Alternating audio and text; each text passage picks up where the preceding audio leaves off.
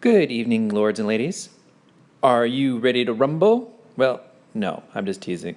So, besides, violating people's trademarks, what we're going to do today is a little bit different. We're going to take a stroll down memory lane. So, Revenge wasn't born Revenge. Revenge was born a nobody in the land of Kingdom 2. And let's go visit Kingdom 2. So, Kingdom 2, where is it? Where is it? Where is it? Where is it? Okay. Takes a second to load. Alright, so Kingdom 2 is over here. Kingdom 3, Kingdom 2. Okay? So I think I was playing Clash of Clans and I think I got bored with it. And I'd say 5 or 6 years ago, I can't remember how long ago, I used to have a very high ranking Clash of Clans account. But I slowly started letting it slip because I got too annoyed with the AI in the game. You know, if you've ever played Clash of Clans and it's been some time, you probably will remember like the Archer Queen shooting basically a wall, and instead of actually doing something intelligent, the AI just did stupid stuff. And Clash of Clans would frequently change the AI. They'd make lava loons faster or lava loons better, and then they would make Valkyries, and then everything. It was just always this big cycle of nerf one thing, boost another, nerf one thing, boost another, and the AI was just dumb. You kind of had to really practice and have it was almost black art in terms of getting your troops where you wanted them to go. And eventually I just had enough of it. I was just tired, just done. So I was on the way of quitting that, and I was looking for other games, and I think I played like Castle Clash and Battle for the Galaxy. I think I can't even remember the name of it. I got like high ranking accounts in a couple of different places. It's just just having fun, just throwing the stuff away. But I think I downloaded King of Avalon, and I like maybe opened it, something like this. I quit for a couple weeks, and then I came back. It could have been like a month, 2 months. So I think it was on my phone, and then I deleted it, and then I saw another ad for it, and I downloaded it again. And the second time, I'm pretty sure it put me in Kingdom 54. So Kingdom 54 was the first kingdom I actually really played.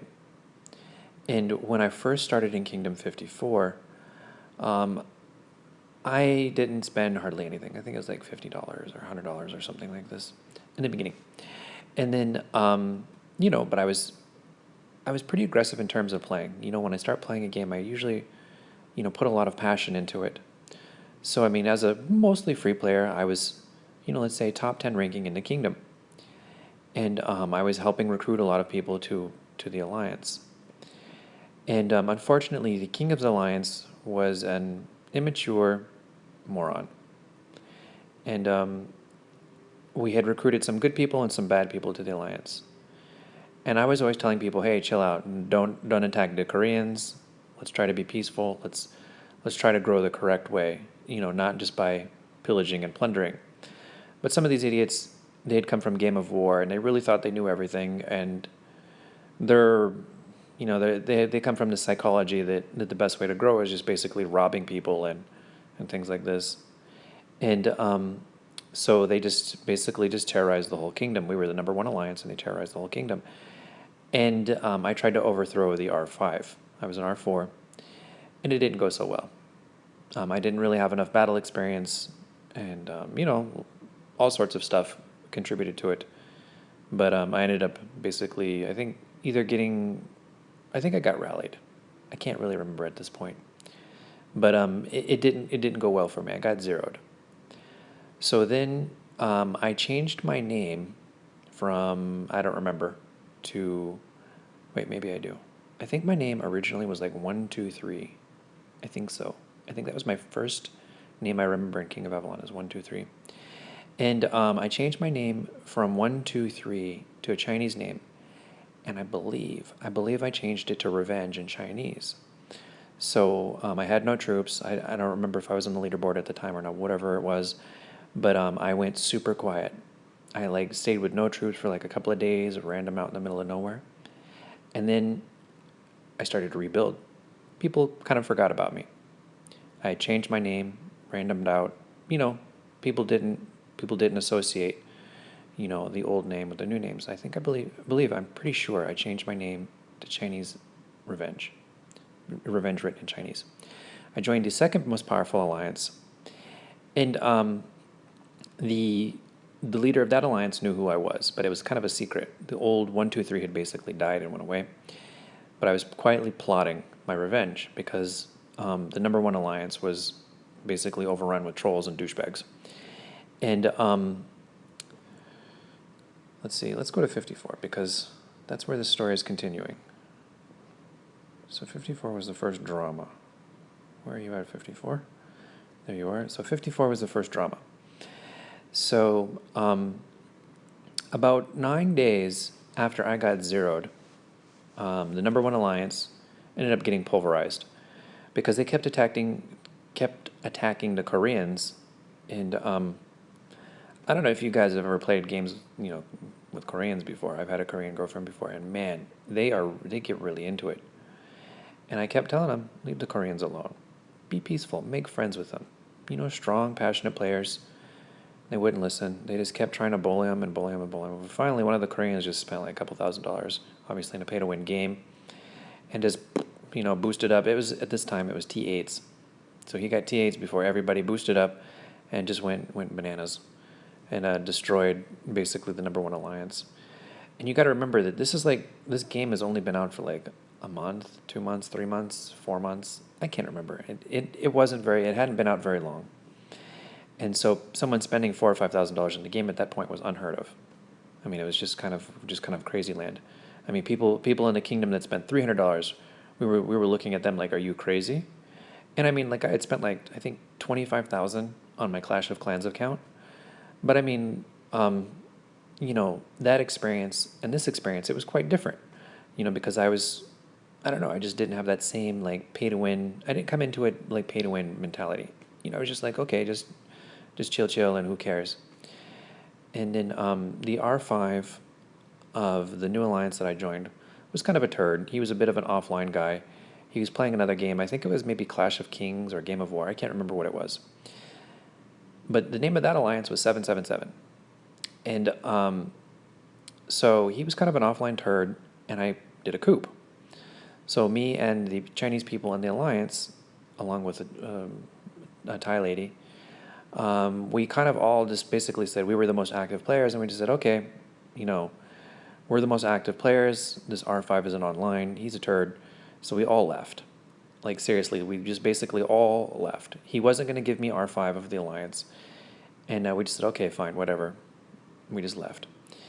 And then I'd say after about 2 days of him coming online finally and realizing that everybody in the alliance had left him, he gave us the alliance back. So I ended up getting the alliance back. And then, so that was basically me, taking over 777 for the first time officially. And we were pretty chill. We were pretty chill for a while. And the Koreans at this time, they kind of had a civil war.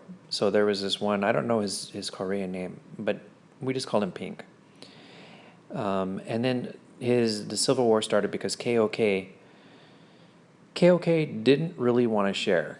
KOK wanted to basically be a really strong, dominant kingdom, and I don't think he really wanted anybody except for Koreans. Can't really remember. It's kind of fuzzy at this point. But KOK was very aggressive. And Pink was basically like more chill, kind of. But what happened was I was trying to make peace with everybody. I was neutral. I really didn't have any problem with the Koreans. I didn't have any problem with the Chinese. Most of my alliance was actually Chinese. And I was really happy to have this, multicultural, like everybody gets along alliance, really chill, it was really family. We played for I think it was 6 months. And forgive me for not getting some of the Chinese names correctly, but the Western names were Bad Bear, Uncle, the Thai lady, her name was Tonk. And there was a couple of other people that I remember. And it was really, really cool. It was just such a cool alliance. The social vibe on it was just awesome. And I was just really, I always wanted to welcome people and just play strong, and we just killed monsters, and we were real chill. We didn't attack anybody, so nobody really had a reason to attack us. And I kept telling Pink, hey, man, chill out. Leave KOK alone. Just, you guys in the Civil War, just, chill out. There's no reason for it.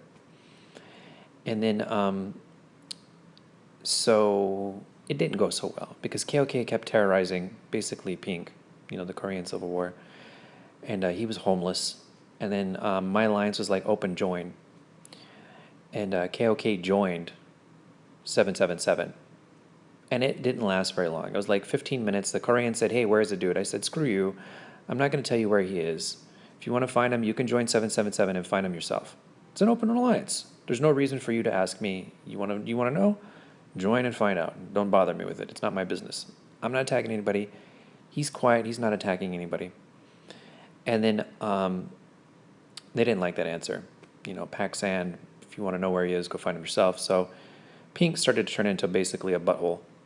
And he attacked 777 unprovoked. And I mean, we're mostly free players. I think we were spending like $50 here, $100 there, maybe $1,000, something like this total. It was peanuts. And Pink was, spending like $4,000 or $5,000, $6,000. So I mean, in terms of pay to win power, he way outclassed us. So me and all of the Chinese, we decided we're basically going to leave Kingdom 54. The Koreans had basically conquered 54. We didn't want anything to do with them, and we wanted a fresh start. And so we all left, and we went to here. We went to Kingdom 94. And that's where I'm going to end this story. I'm going to continue the story later. But I can tell you that when I first started playing King of Avalon, some of my best friends in the game were Chinese or Taiwan. And I've lived in China before. I've lived in Hangzhou. Some of my most treasured memories are actually from China and some of my Chinese friends. And it's kind of funny how in this game, how you can go from having some of your most treasured memories and your travels and your adventures and things like this, flip on you. And to the point where we are today, of where if I say a Chinese person in the game, it's basically like, yeah, this strong animosity. But I just wanted to share that with you guys. So let's call that The History of Revenge Part 1. And maybe another day I'll continue. So don't expect Part 2 tomorrow. It's going to be a while. But I just want to share with you guys. So, okay. Love you and bye-bye for now.